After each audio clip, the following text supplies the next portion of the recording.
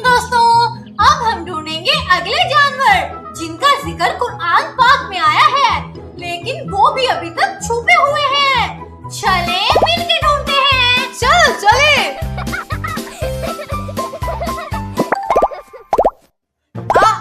अरे देखो, यहाँ कोई है।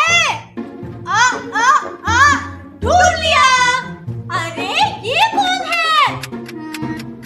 सही जवाब, ये तो बकरी है, छोटी बकरी। मैं करती बकरी। अब आगे चलकर देखते हैं। अरे वहाँ देखो। अरे इसका कलर कितना प्यारा है।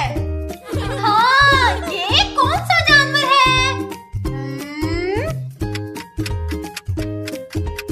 ओह हाँ, ये तो गाय है। गाय गाय दूध लाए।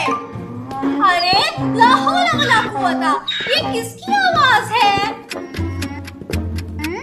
हाँ, ये तो गधा है। गधा आए सौगात लाए।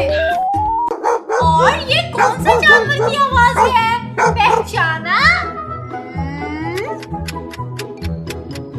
सही पहचाना, ये तो कुत्ता है।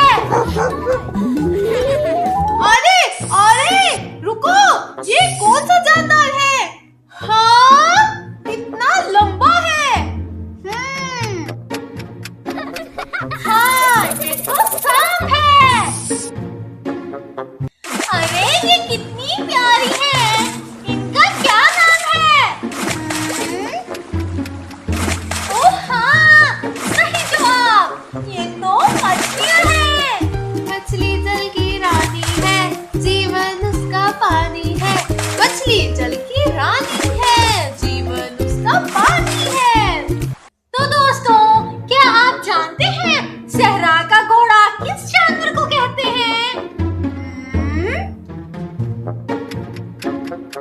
जी हाँ, सही जवाब, ऊंट। ऊंट को सहरा का घोड़ा भी कहा जाता है। आओ, ये किस चीज का जाल है?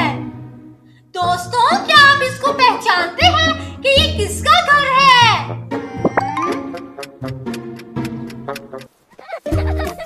सही जवाब, ये मकड़ी का जाला है। तो दोस्तों, कुरान पाक में मकड़ी के घर को सबसे कमजोर कहा गया है।